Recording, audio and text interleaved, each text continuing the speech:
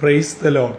ജീവജലത്തിന്റെ പുതിയൊരു എപ്പിസോഡിലേക്ക് എല്ലാ ദൈവമക്കൾക്കും വേഗം വരുന്നവനായ യേശുക്രിസ്തുവിന്റെ അതിപരിശുദ്ധ നാമത്തിൽ സ്നേഹ വന്ദനം. ഇന്ന് 2024 സെപ്റ്റംബർ മാസം 11-ാം തീയതി ബുധനാഴ്ച.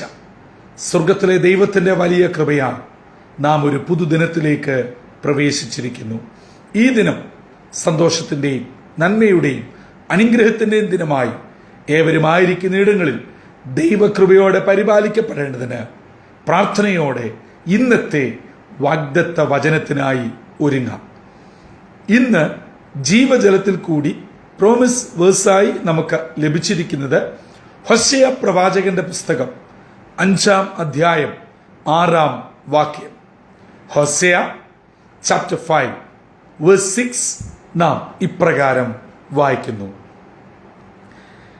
യഹോവയെ അന്വേഷിക്കേണ്ടതിന് അവർ ആടുകളുടെയും കന്നുകാലികളെയും കൊണ്ടുചെല്ലും, എങ്കിലും അവർ അവനെ കണ്ടെത്തുകയില്ല, അവൻ അവരെ വിട്ടുമാറിയിരിക്കുന്നു. ചെറിയ പ്രവാചകന്മാരുടെ കൂട്ടത്തിൽ ധന്യമായ പ്രവചന ശുശ്രൂഷ നിർവഹിച്ച ഒരു പ്രവാചകനാണ് ഹോശേയ പ്രവാചകൻ. ഹോശേയ പ്രവചനത്തിന്റെ പ്രധാനപ്പെട്ട ഇതിവൃത്തം എന്നത് ഇസ്രയേൽ ജനം ദൈവത്തെ വിട്ട് അന്യ ദൈവത്തെ ആരാധിച്ച് നമസ്കരിച്ച് പരസംഗ തുല്യമായ ജീവിതം നയിക്കുന്നു. അത് ഇസ്രയേൽ ജനത്തെ ബോധ്യപ്പെടുത്തുകയും അതിനു വേണ്ട വേദന നിറഞ്ഞ അനുഭവത്തിൽ കൂടെ അവരെ കടത്തിവിട്ട് അവർക്കൊരു മടങ്ങി വരവ്, യഥാർത്ഥ സത്യ ദൈവത്തിലേക്ക്, ഇസ്രയേലിന്റെ പരിശുദ്ധനിലേക്ക് അവർ മടങ്ങി വരിക. ഇതാണ് ഈ പുസ്തകത്തിൽ അന്തർലീനമായിരിക്കുന്നത്.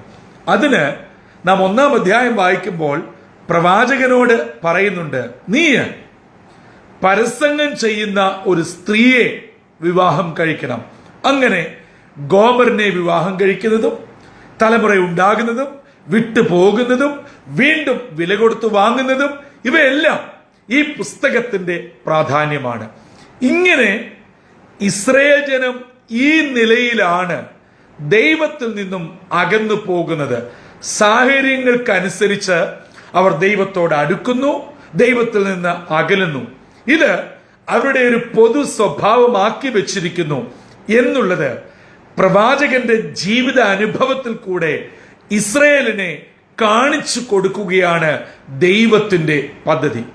അങ്ങനെ അവർ വേദനയിലും സങ്കടത്തിലും ദൈവത്തിന്റെ കോപം അവരുടെ മേൽ ആഞ്ഞടിക്കുമ്പോൾ അവർ ചെയ്യുന്ന കാര്യമാണ് 5-ാം അധ്യായം 6-ാം വാക്യമായ ഇന്നത്തെ വാഗ്ദത്ത വചനത്തിൽ കൂടെ നാം ഇപ്പോൾ വായിച്ച് കേട്ടത്. പറയുകയാണ്, ഇസ്രയേൽ ജനം ആടുകളെയും കന്നുകാലികളെയുമായി ദൈവസന്നിധിയിലേക്ക് വരികയാണ്. പക്ഷേ അവർക്ക് ദൈവത്തെ കണ്ടെത്തുവാൻ കഴിയുകയില്ല. കാരണം ദൈവം അവരിൽ നിന്നും അകന്ന് പോയിരിക്കുന്നു. ശരിക്കും പറഞ്ഞാൽ ഇത് നൂറ്റാണ്ടുകൾക്ക് പുറകിലുള്ള ഇസ്രയേൽ ജനതയുടെ ഒരു ചിത്രം മാത്രമാണോ? 2024 സെപ്റ്റംബർ 11-ാം തീയതി ആഗോള ക്രൈസ്തവരുടെ ഒരു ചിത്രമാണ് എന്ന് പറഞ്ഞാൽ ഒരിക്കലും അസ്ഥാനത്താവുകയില്ല എന്നാണ് ഞാൻ ചിന്തിക്കുന്നത്. നമ്മളും ഇങ്ങനൊക്കെ തന്നെയാണ്. നമ്മൾ നമ്മുടേതായ ലോകത്ത് നമ്മുടേതായ കാഴ്ചപ്പാടുകൾ, നമ്മുടേതായ നിരീക്ഷണ പരീക്ഷണങ്ങൾ, ആത്മീയ അനുഭവങ്ങൾ, നമുക്ക് ആവശ്യം വരുമ്പോൾ ദൈവത്തിന്റെ അടുക്കൽ അടുത്തു വരും. കാര്യങ്ങൾ നടന്നു കഴിഞ്ഞ് സ്വന്തം ഇഷ്ടപ്രകാരം ജീവിക്കും. ഇതൊക്കെ ചെയ്തിട്ട് ആകമാനം ബുദ്ധിമുട്ടിലാകുമ്പോൾ ദൈവദാസന്മാരെ വിളിക്കും, ആരാധനയ്ക്ക് പോകും, കൂട്ടായ്മയ്ക്ക് പോകും, കൺവെൻഷന് പോകും, ഉപവാസ പ്രാർത്ഥനയിൽ സംബന്ധിക്കും, ദൈവമക്കളെ ആദരിക്കും, ദശാംശം കൊടുക്കും, സഹായിക്കും. മാത്രമല്ല ഭവനത്തിൽ 1 ദിവസത്തെയോ 3 ദിവസത്തെയോ 7 ദിവസത്തെയോ ഒക്കെ ഉപവാസം വെച്ച് ദൈവത്തെ പ്രീതിപ്പെടുത്തുകയാണ് ഇന്നിന്റെ ആത്മീയ ലക്ഷണം. ഇത് തന്നെയല്ലേ ഇന്നത്തെ വാഗ്ദത്ത വചനത്തിൽ നാം വായിച്ചു കേട്ടത് പഴയ നിയമ ഇസ്രായേലിന്റെ നിയമമനുസരിച്ച് അവർ ദൈവസന്നിധിയിൽ മടങ്ങി വരുവാൻ ആടുമാടുകളെയും കന്നുകാലികളെയും കുറുപ്രാവിനെയും ഒക്കെ നൽകി ദൈവത്തെങ്കിലേക്ക് മടങ്ങി വരികയാണ്. അതേ ചെപ്പടി വിദ്യകൾ, പൊടിക്കൈകൾ, ചില നുറുങ്ങുവേലകളുമായി ഇന്ന് ഞാനും നിങ്ങളും ദൈവസന്നിധിയിൽ അടുത്തു വരാൻ ശ്രമിക്കുകയാണ്. എന്നാൽ 6-ാം വാക്യത്തിന്റെ അവസാന ഭാഗം പറഞ്ഞു, ദൈവം അവരിൽ നിന്നും അകന്ന് പോയിരിക്കുകയാണ്. ഈ ബുധനാഴ്ച അതിരാവിലെ ഇന്നത്തേക്കുള്ള വാഗ്ദത്ത വചനം ശ്രവിക്കുന്ന പ്രിയ മാന്യ ശ്രോതാക്കളെ, മാതാപിതാക്കളെ, സഹോദരങ്ങളെ, ഞാനും നിങ്ങളും പ്രാർത്ഥിക്കുമ്പോൾ, ദൈവത്തോട് അടുക്കുമ്പോൾ, മുഴങ്കാലം അടക്കുമ്പോൾ ദൈവം നമ്മോട് അടുത്തു വരുന്നുണ്ടോ? അതോ ദൈവം നമ്മിൽ നിന്നും വളരെ അകലെയാണോ? ഈ പ്രഭാതത്തിൽ ചിന്തിക്കേണ്ട ഒരു കാര്യമാണ്. നമുക്കൊരാവശ്യം വരുമ്പോൾ നമ്മൾ ഓടി വരുന്നുണ്ട്. ദൈവത്തെ പ്രീതിപ്പെടുത്തുവാൻ ദൈവത്തിൻ്റെതായ ചില പദ്ധതികളുമായി നാം ഓടി വരും. പക്ഷേ അതേ സ്പീഡിലോ അതിന്റെ പകുതി സ്പീഡിലോ ദൈവം നമ്മളോട് അടുക്കുന്നുണ്ടോ ഇല്ലയോ എന്ന് ഇന്ന് പ്രഭാതത്തിൽ നാം ചിന്തിക്കേണ്ടിയിരിക്കുന്നു. വളരെ ഗൗരവമായി നാം ഓർക്കണം. യെശയ്യാ പ്രവചനം വളരെ വ്യക്തമായി നമ്മെ പറയുന്നുണ്ട്, നാം നിലവിളിക്കുമ്പോൾ, നാം കണ്ണുകൾ ഉയർത്തുമ്പോൾ, നാം കരങ്ങൾ മലർത്തുമ്പോൾ ദൈവം എന്താണ് നമ്മോട് ചെയ്യുന്നത് എന്ന്. അതുകൊണ്ട് ഒരു കാര്യം ഓർക്കണം, ഇത് കൃപായുഗമായതുകൊണ്ട് ദൈവത്തിന്റെ പൊറുമയിൽ ഞാനും നിങ്ങളും ഇങ്ങനെ ആ ഗ്രേസ് പീരീഡിന്റെ സകല അഡ്വാൻറ്റേജും അനുഭവിച്ചു പോകുന്നു. പക്ഷേ ഇത് നിൽക്കുന്ന കാലം അതിവിദൂരമല്ല. വളരെ സമീപ ഭാവിയിൽ കൃപായുഗം അവസാനിക്കാൻ പോവുകയാണ്. നമ്മിൽ നിന്നും ദൈവം അകന്നു പോവുകയും ഭീകരമായ കഷ്ടതയിലേക്ക് തള്ളപ്പെടുകയും ചെയ്യുന്ന അവസ്ഥയിൽ എത്തിച്ചേരുന്നതിന് മുൻപായി നമ്മുടെ കുറവുകളെ ഏറ്റുപറഞ്ഞ് ദൈവസന്നിധിയിൽ യഥാസ്ഥാനപ്പെടാം. അങ്ങനെ വരുമ്പോൾ എന്താണ് ഗുണം? നമ്മിൽ നിന്നും മാറിപ്പോയ, അകന്നുപോയ, ദൂരെയായ ദൈവം നമ്മിലേക്ക് ഇറങ്ങി വരും. അതാണല്ലോ ഇന്നത്തെ വാഗ്ദത്ത വചനത്തിന്റെ കാതലായ ഭാഗം. കുറവുള്ള നാം, പോരായ്മയുള്ള നാം ഏറ്റുപറയാതെ, സമ്മതിക്കാതെ, പശ്ചാത്തപിക്കാതെ കാര്യസാധ്യത്തിന് വേണ്ടി ദൈവത്തെ പ്രീതിപ്പെടുത്തുവാനായി വചനം പറയുന്ന കാര്യങ്ങളും ചെയ്തുകൊണ്ട് ഓടി വരുമ്പോൾ ദൈവം അത് സ്വീകരിക്കുകയില്ല. കാരണം ദൈവം നമ്മിൽ നിന്നും അകന്നു പോയിരിക്കുന്നു.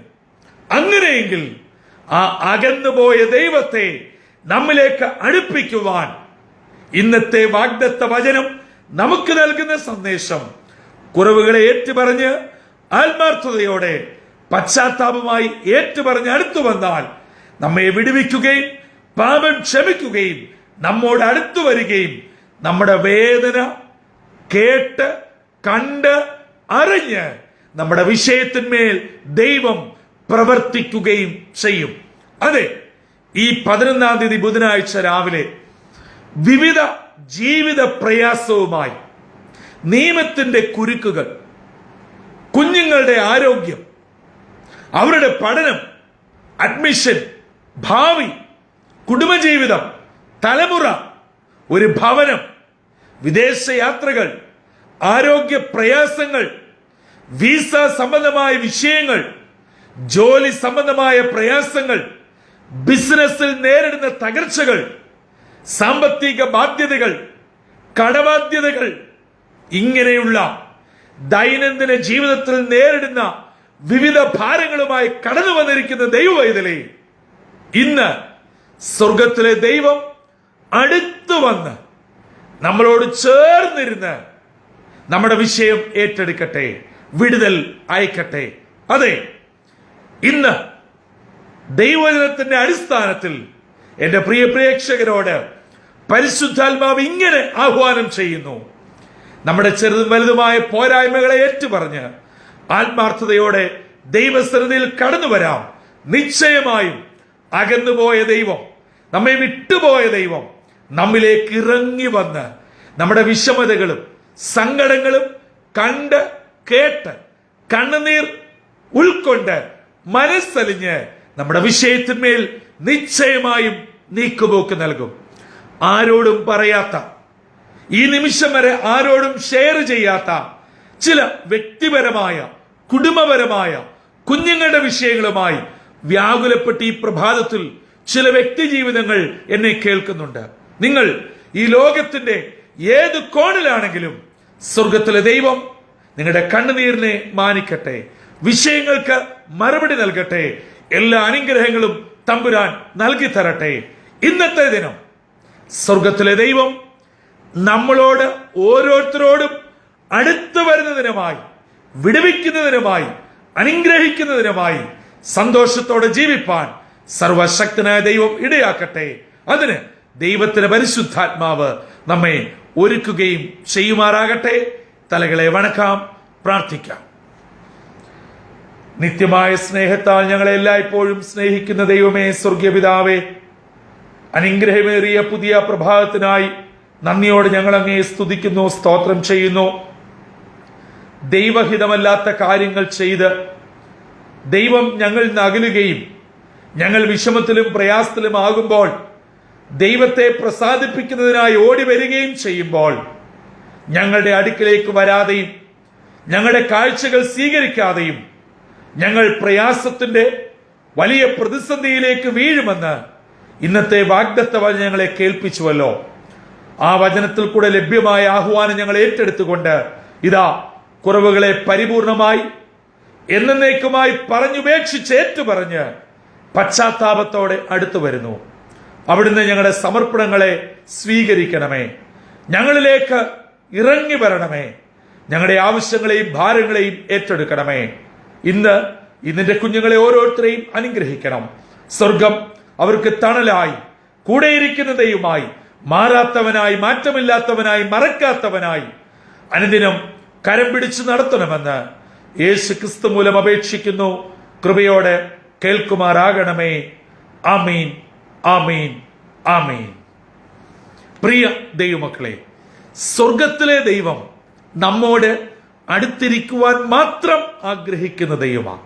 നിർഭാഗ്യവശാൽ നമ്മുടെ പാപങ്ങൾ, നമ്മുടെ കുറവുകൾ ദൈവത്തെ നമ്മിൽ നിന്നും അകറ്റുന്നു.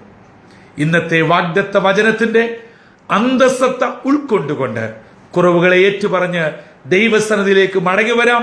നിശ്ചയമായും നമ്മിലേക്ക് ഇറങ്ങി വരികയും നമ്മെ ചേർത്തു പിടിക്കുകയും നമ്മുടെ ഭാരങ്ങളെ മാറ്റി അനുഗ്രഹത്തോടെ ഒരു ധന്യമായ ക്രിസ്തീയ ജീവിതം നയിപ്പാൻ സർവശക്തനായ ദൈവം നമ്മളെ ഒരുക്കുകയും ചെയ്യും.